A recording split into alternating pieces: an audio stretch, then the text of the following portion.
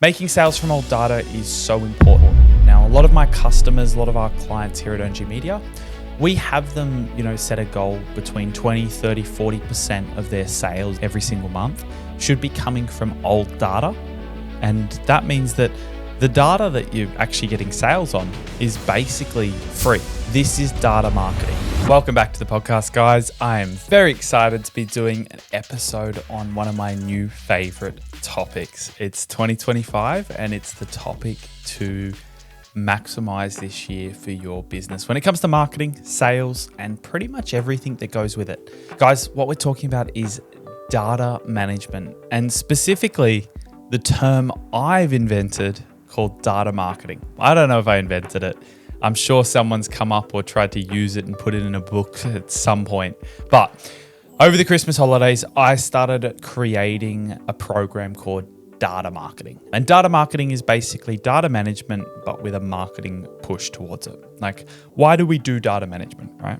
Now, if you don't know what data management is, we've got a bigger problem. No, it's okay. Data management, guys, is basically using all of the people that inquire, all the potential customers that inquire, storing them properly in some sort of system. Now, a lot of people, when they come to us, they're still using Excel. That's perfectly fine.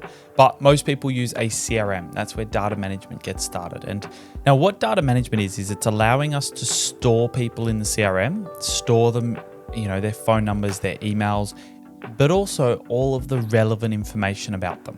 Things like the notes from the sales calls, things like their personal details, a lot of the information that we need that's going to help us remember who they are. And, that's this initiation. That's the, step one to data management. Now, what is data marketing?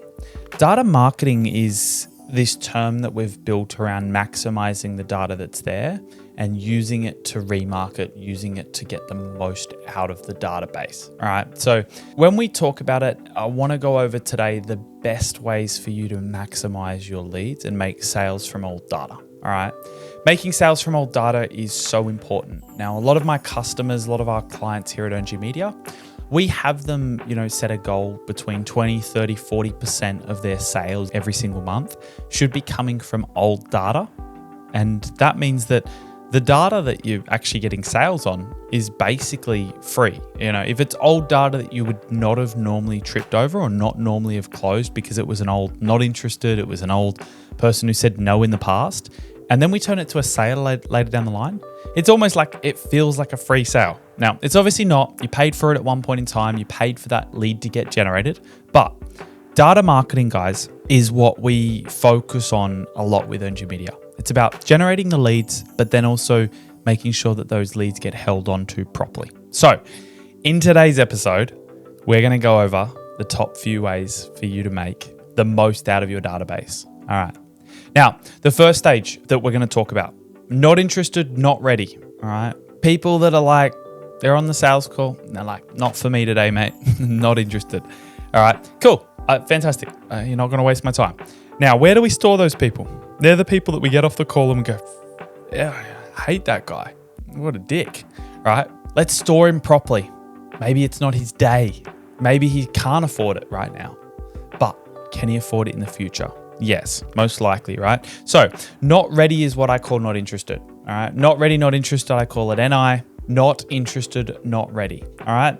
Now, that stage should have a reason with it. Now, we normally put that in our CRM with a drop down, and that drop down has a reason attached to it. Now, the reason could be as many as you want. Normally, we'll find the top 8 to 10 reasons that people sort of say no, or that they're not ready or they're not interested, and we'll put data into that. Once we put the drop down with the not interested reason, we have an automation then dates that, so that then we know if they're not interested because of, let's say, satisfied with current provider, all right? It'll put a date there as to when we listed that as when they were satisfied from the current provider. Now, what will happen when I go 3 months down the line and I look at the group and I look at the data and I go, look at all these people that said they're happy with their current provider. I can call them all again. I can send them an email. I can send them a bulk text message. All right. This is data marketing. All right. It's about being able to look at the data. And as we filter through data and they say, oh, this is my situation, we get to store information on that. Now, at the end of the day, what that does for us is make sure that at a later date, we can pull up the stats of exactly the information about those people. It's almost like when people used to sell data. I mean, we still do today. We can sell data if we have the right data points on them. Look at Facebook as an example. They sell your data every day for billions of dollars, all right? Because they have key points of information on you. So that's the first one. Not interested leads being stored with a reason. Now, off the back of that reason, we'll go and create what we call a schedule. Now, a schedule is when are we going to actually come in and check those? Now, something like satisfied with current provider. I come back to that every 2 to 3 months, right? Now, I can't tell you the amount of clients that we've gotten from satisfied with current provider. It's unbelievable.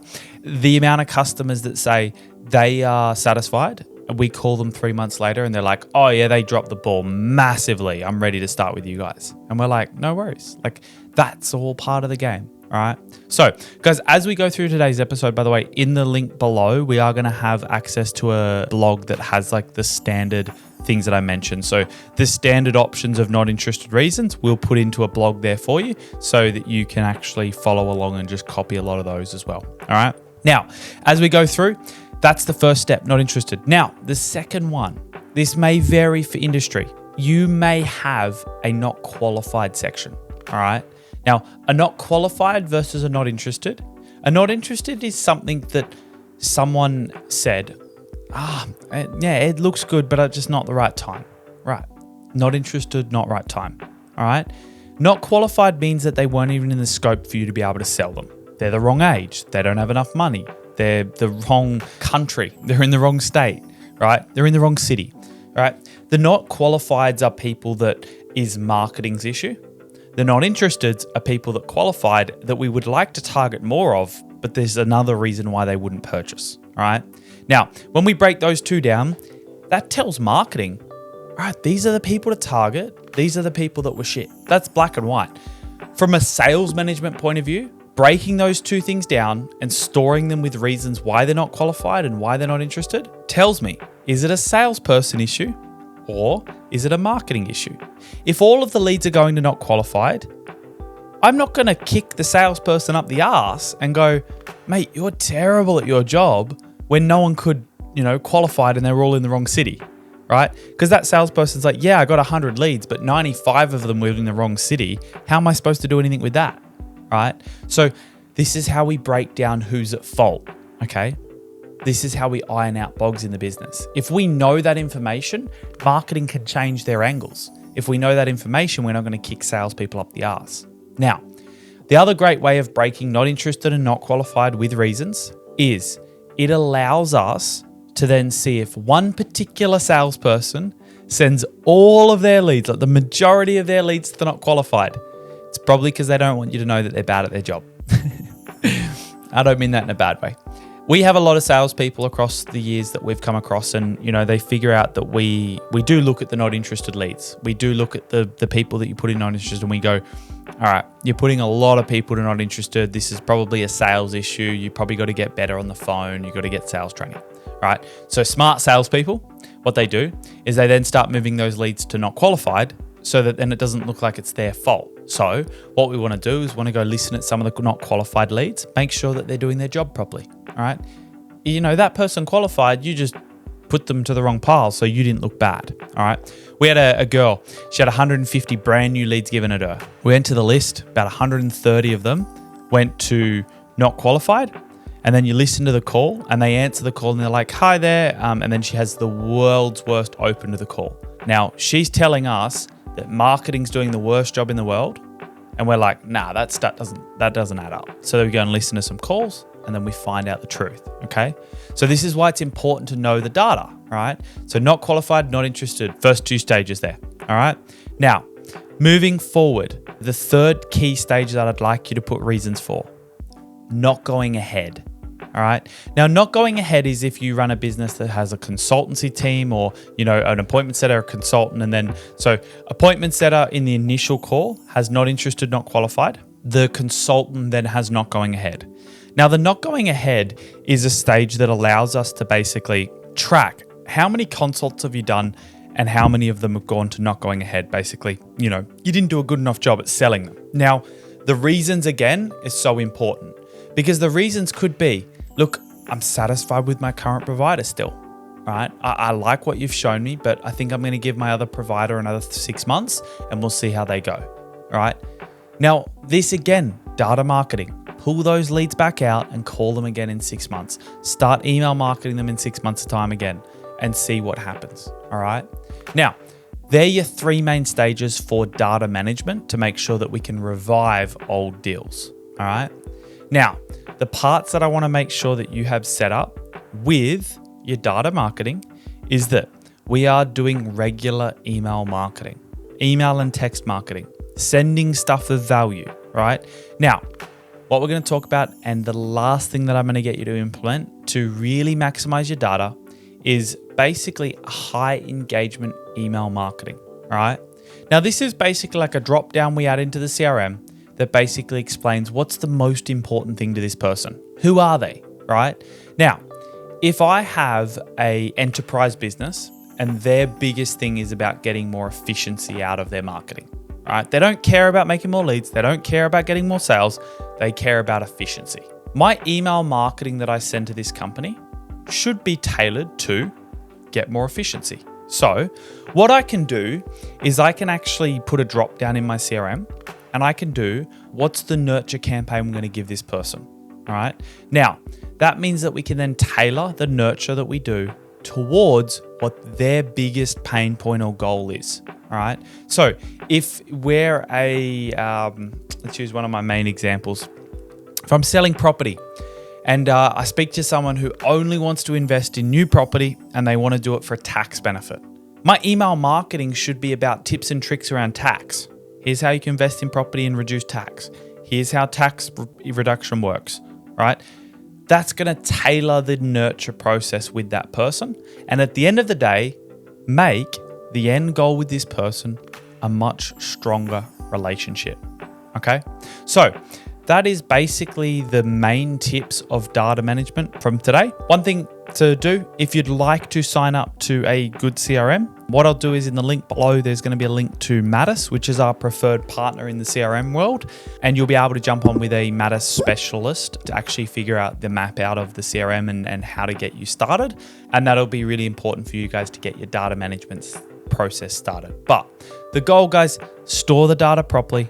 Make sure that when someone becomes a sale, we mark it as a sale. When someone becomes not interested, we mark it as not interested. And the last thing is making sure that we update the notes. Every single CRM you ever use will have some sort of note-taking system. Put the notes of the person in there. If their daughter does ballet recitals, far out, put it in there. If their son plays soccer on a Friday night, put it in there. All right. Now, the reason why we do this is because it gives us a chance the next time we talk to them that we remember who the hell they are. Bill, I spoke to you 6 months ago. I'm just giving you a quick call as you asked. You asked me to call you back around now. But before I get into that, how's your son's soccer lessons going? Has he made the grand finals yet? Right. Those little bits of information that I can use in those calls is going to build the highest level of rapport. This person is going to go, how the hell did he remember that? All right. If you're in property, I'll give another example, and someone's just purchased a property and they're not ready to buy another one. In 6 months' time, when I call you and go, Bill, how was that property you bought down in Runaway Bay? How was that property you bought down on the Gold Coast? How's that going for you? Right? He's going to go, oh yeah, man, like it's great. That is a much stronger open than me saying, hey, Bill, we spoke 6 months ago about trying to, you buy a property with us. Are you ready to buy another one? Bill's going to say, absolutely not. I'm going to go with the same people that sold me the last one, right? But if I know more about Bill and I'm doing the proactiveness, that's going to get me that sale, all right? So this is where data management becomes very, very important. So what I want you to think about, how can you make sure that you're storing as much data points as possible on people when you call them, when you message them, when you ask them to fill out a form? How do we make sure that we get the information that's going to help us improve our game? No one wants to go on a date with the guy that can't string a sentence together. But that's why sleazy Salespeople are very good at dating, right? Because they know how to make you feel like you're listened to. They know how to make you feel like you care, right? And that's what data management and data marketing is being able to maximize the way we store the data is going to then help really good salespeople perform better at their job. All right. So guys, I hope that's really valuable. I hope that's helpful. And if you do have any questions around data management, data marketing, I am going to create a blog on our site that has a bit further information around how to maximize your data. And it'll have a bit of a list of the things you should look at, which will make sure that you can store your data better. All right. Thanks so much for listening to this episode. And don't forget to join the Facebook group. We are going live a few times a week to do a whole bunch of free online training. A lot of it is focused around the selling side. So if you want to get your sales team in there, join the Facebook group. The link will be down in the description. Thanks so much for listening and see you next time.